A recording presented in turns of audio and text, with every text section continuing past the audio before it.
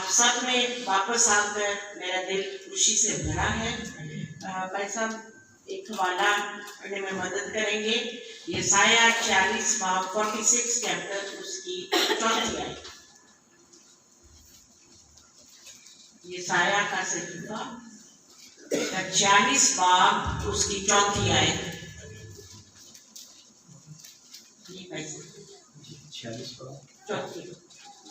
मैं तुम्हारे बुढ़ापे तक वही हूँ और सर सफेद होने तक तुमको उठाए फिरूंगा।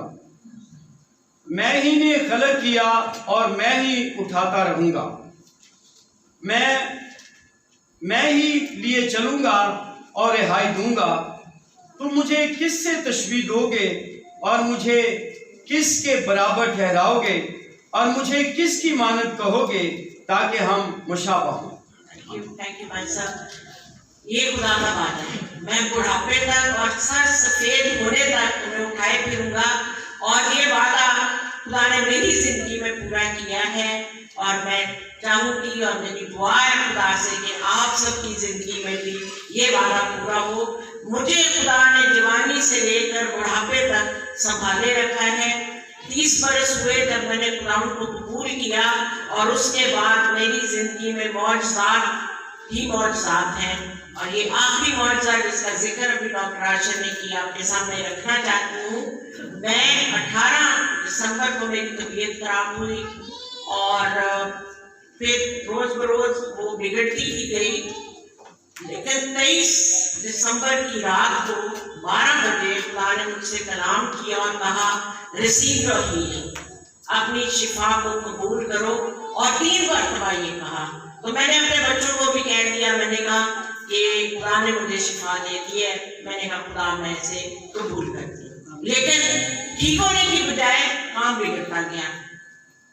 और खुदा की ये आवाज मेरे साथ साथ थी कि अपनी शिफा को कबूल करो। 24 तारीख की बात है कि सारा दिन मैं बिल्कुल बेहोशी में मैंने गुजारा। बल्कि डॉक्टर आशिर और पास्टर सरवर इधर आए हुए थे, रात को ये फोन करते रहे, मैंने नहीं उठाया। फिर घर गए, देखा रात मिडनाइट पे तो मैं बेहोश थी। 25 को आप सब जानते हैं मेरा मैसेज था, काफी तबीयत खराब थी लेकिन मेरी वो जिम्मेदारी थी, मैंने आके बैठ के दिया था आपको याद अगर हो, क्योंकि मेरी तबीयत काफी खराब थी। 26 तारीख को और ज्यादा खराब हुई तो सांस उखड़ना शुरू हुआ। मैंने आशा को कहा कि अब मेरे पास की बात नहीं रही, 102 बुखार हो गया।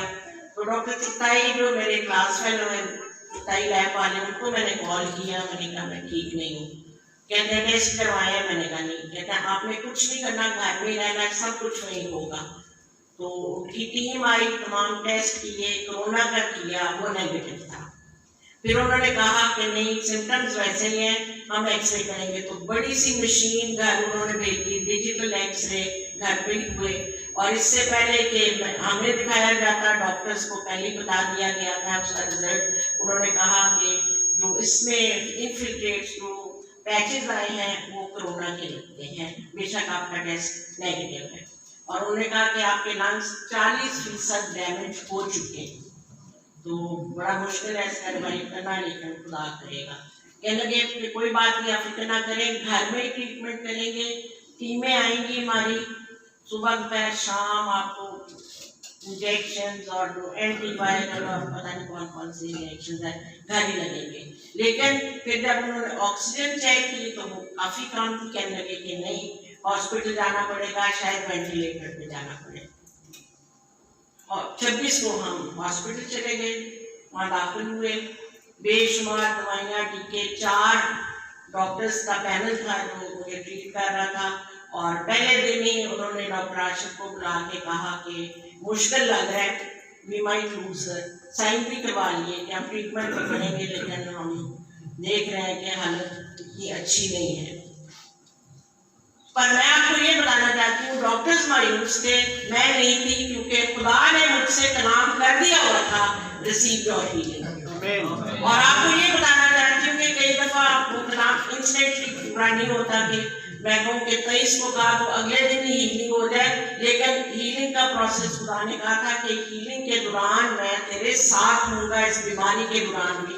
और पास्टर सफीर जिन्होंने, मैंने और पास्टर सफीर जिन्होंने मिलकर 24 घंटे की प्रेयर चेन शुरू की थी, मुझसे पहले उन पर बड़ा सवेयर अटैक हुआ था कोरोना का, और उन्होंने मुझे कॉल करके कहा कि बाजी वी हैव टू पे द प्राइस, हम जो इस कौम में एक फर्क लाना चाहते हैं, एक डिफरेंस लाना चाहते हैं, उसके लिए हमें कीमत अदा करनी पड़ेगी। तो वो भी यही कहने लगे कि खुदा ने मुझे इसमें से गुजारा है ताकि हम दूसरों का दुख समझ सकें कि दुनिया के इस दुख में और बाकियों के लिए कैसे रखना में खड़ा होना है। खुदा ने मुझे इसमें से गुजरने दिया और बहुत कुछ दिखाया जो फिर कभी आपको शेयर करूंगी कि दुनिया किस दर्द में है, जिस्मानी तौर पर भी और रूहानी तौर पर भी वो डूब रहे हैं और हमने उन्हें कैसे बचाना है। पर हॉस्पिटल में पहले दिन तो 15 ड्रिप्स लगी थी, मुझे तो इतना पता याद नहीं है, लेकिन पास्टर सरवर मेरे साथ थे, कहते हैं कि 15 ड्रिप्स लगी थी और पता नहीं कितने टीके और क्या कुछ, और ऑक्सीजन कंटिन्यूसली लगी हुई थी। तो कहने लगे डॉक्टर्स के 29 को हम दोबारा टेस्ट करेंगे कोरोना का। जब उन्होंने दोबारा किया तो वो पॉजिटिव था। कमरे में आए तो ये दोनों पास्टर सरवर और डॉक्टर आशिर मेरे साथ थे। तो डॉक्टर्स ने आशिर को कहा कि आप फिर रहे हैं ऐसे, आपको डर नहीं लगता कोरोना का? हर तरफ कोरोना दोनों साइड्स पे, आप साथ कह रहे हैं। उन्होंने कहा कि मेरी माँ है, मैं तो नहीं छोड़ूंगा। तो पास्टर सरवर भी साथ साथ थे, तो कहते हैं इनके भी टेस्ट कराएं, इन दोनों के कराएं। पास्टर सरवर का नेगेटिव आया, डॉक्टर आशिर का पॉजिटिव आया। और इस सारे दौरानिया में ये मेरे लिए सबसे तकलीफ दे वक्त था, क्योंकि मैंने कहा मेरा बेटा भी इसी में से गुजरेगा और क्या होगा समझ नहीं आ रही थी। लेकिन डॉक्टर साहब आए, उन्होंने कहा कि इनको कुछ नहीं है, एसिम्प्टोमेटिक है, ना इनसे किसी को लग सकती है बीमारी, ना इनको कोई होगा, लेकिन 10 दिन अलग रहेंगे। तो पास्टर सरवर को मैंने कहा कि भाई अब इस तरह है कि दोनों का पॉजिटिव आया है, आप अब क्या करना चाहेंगे? कहने लगे कि खुदा ने मुझे आपकी खिदमत के लिए खड़ा किया, मैं तो नहीं जाऊँगा, मैं यही बोलूँगा।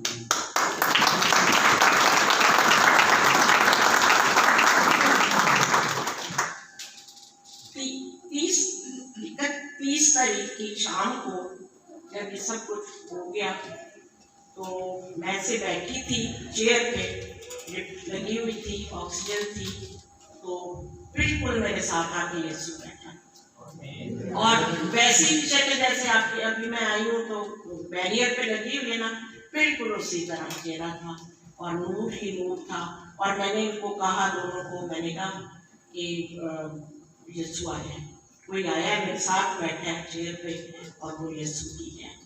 31 को डॉक्टर्स ने कहा कि ठीक है आप घर चले। एक डॉक्टर ने कहा कि नहीं और टीके जो कि बहुत ही महंगे थे, 60,000 का एक टीका था, वो 6 टीके लगेंगे। लेकिन बाकी डॉक्टर्स, 4 डॉक्टर्स थे, उन्होंने कहा कि नहीं कोई ज़रूरत नहीं है, आप घर चले जाएँ, घर में ट्रीटमेंट। जैसा कि बताया डॉक्टर आशिर ने आपको, वो खास वक्त था कि वहाँ से ले आया, क्योंकि उस रात हॉस्पिटल की ऑक्सीजन सप्लाई बंद हो गई थी। तो मेरे पास डॉक्टर पिताई की सारी ऑक्सीजन कॉन्सेंट्रेटर और दवाइयाँ और टीके और टीमें आती रहीं, घर पर आके करती रहीं इलाज। काफ़ी लंबा इलाज रहा। अभी 4-5 दिन ही हुए कि ऑक्सीजन उतरी है, लेकिन खुदा ने मुझे उठा खड़ा किया है और इस जिंदगी का एक खास मकसद है। खुदा ने मुझे ये जिंदगी दी है ताकि आप लोगों की खिदमत कर सकूं, और हर रोज़ खुदा मुझे गाइड करता है कि किस तरह से आगे बढ़ना है। दुआएं तो हम, जैसे आशा ने आपको बताया, हम कमरे में भी तीनों सारा दुआ करते थे, बाइबल पढ़ते थे, गीत भी गाते रहते थे। वहाँ खुदा की हजूरी हमने बहुत ज़ोर से इन दिनों में देखी। आप लोगों के लिए, सबके लिए शिकायत करते रहे। और जब मैं घर आई तो दुनिया भर से लोगों के मुझे पैगाम आ रहे हैं कि खुदा ने मेरा आपके वक्त उठा खड़ा किया है, आपका नाम दिया है दुआ के लिए, हम बड़ी बोझ से दुआ कर रहे हैं, आप ठीक तो हैं, क्या प्रॉब्लम है? बहुत से मुल्कों से लोगों ने भेजा मुझे पैगाम कि हम रोज़ा रख रहे हैं आपके लिए, आप बताएं क्या। सो खुदा का रूह पता नहीं कहाँ कहाँ शफायत करवाता रहा है। मैं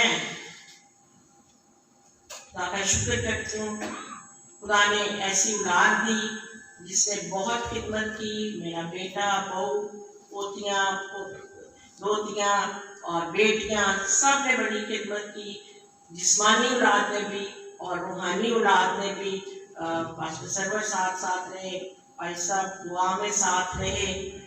खुदा का शुक्र करते हैं और मेरी दुआ है कि हर किसी को खुदा ऐसी जिस्मानी और रूहानी औलाद बख्शे और हर खादम और हर खादमा को खुदा ऐसी कलीसिया दे जो रखना में खड़ी होती है, जो दुआएं करती है। और आपकी दुआओं के वसीले से आज मैं यहाँ हूँ, वरना डॉक्टर्स की नज़र में तो काम बहुत खराब था और उम्मीद बहुत कम थी, लेकिन खुदा हमारी जिंदा उम्मीद है जिसने इस दिन के लिए कहा था कि रिसीव योर हीलिंग। मैंने खुदा की शिफा को कबूल कर लिया है, वो मेरे बदन में है।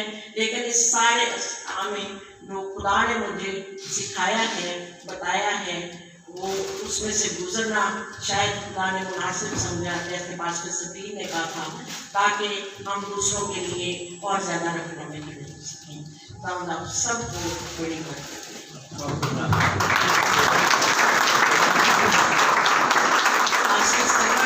आप भी आए, अपना शेयर करें एक्सपीरियंस।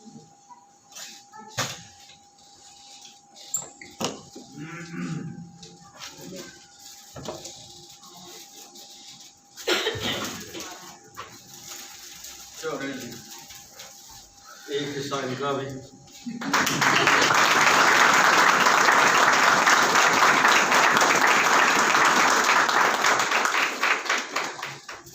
यीशु में आप सबको सलाम। जैसा कि आपने सुना है कि खुदा ने बड़े काम किए और ये बात सच है। और मैं 2 लफ्ज़ों में बताऊंगा कि मैं 2 कोरोना के पेशेंट में था और खुदा ने मुझे सेव रखा। ये खुदा के नाम।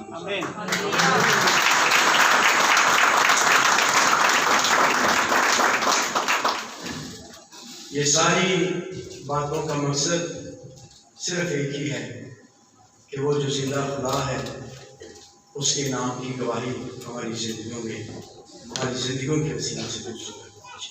आमीन। तो मौका है